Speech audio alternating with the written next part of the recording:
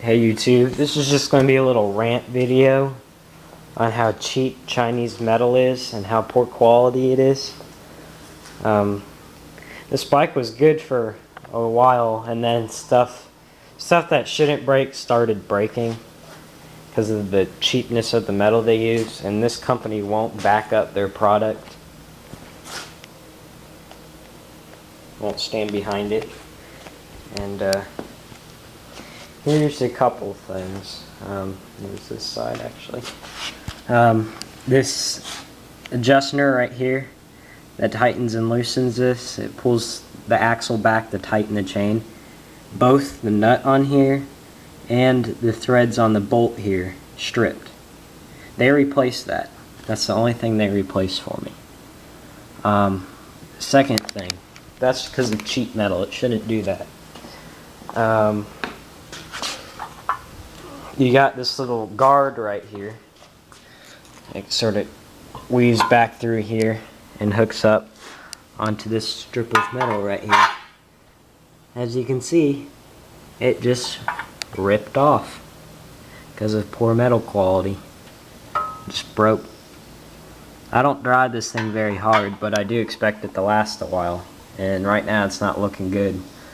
And none of those, I find those minor problems, but here's the big problem on here. Alright, you can see that way, this thing is bent pretty badly. It's cracked and stress fractures through there. That shouldn't be there. It's because of poor metal quality and welding. Alright, now we're going to go underneath it here. First of all, they didn't put nuts on these, so it put huge stress fractures and cracks along here. I don't know if you can see those, but there's cracks. I put these larger washers on here, and there's still cracks. You can see right there. That shouldn't be all open like that. That's supposed to be welded. There was no nut, no washer on here. So huge cracks around that one too. And look, broken weld. And this last one here, there's stress fracture there, there, there, and there, and there. That shouldn't be there. And here's where that thing I said was bent. Look at that huge crack right there. And here, I'll show you the cracks from the top here.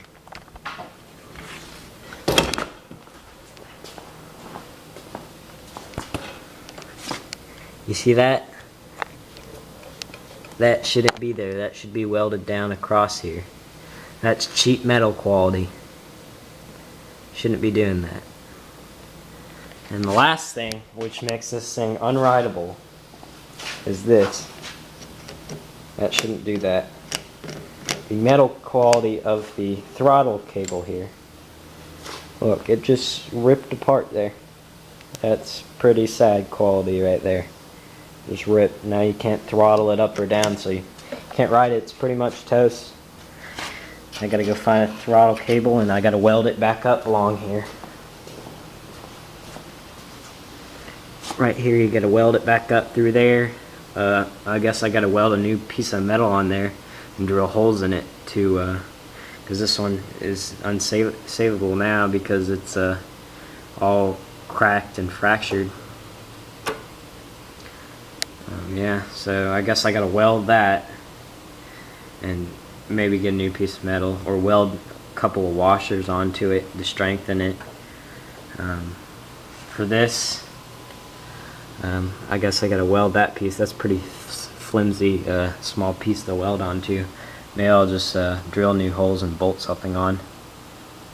But yeah, for this, I can't fix this myself. I'll have to order a new throttle cable, which just is going to be the exact same thing and more than likely snap again.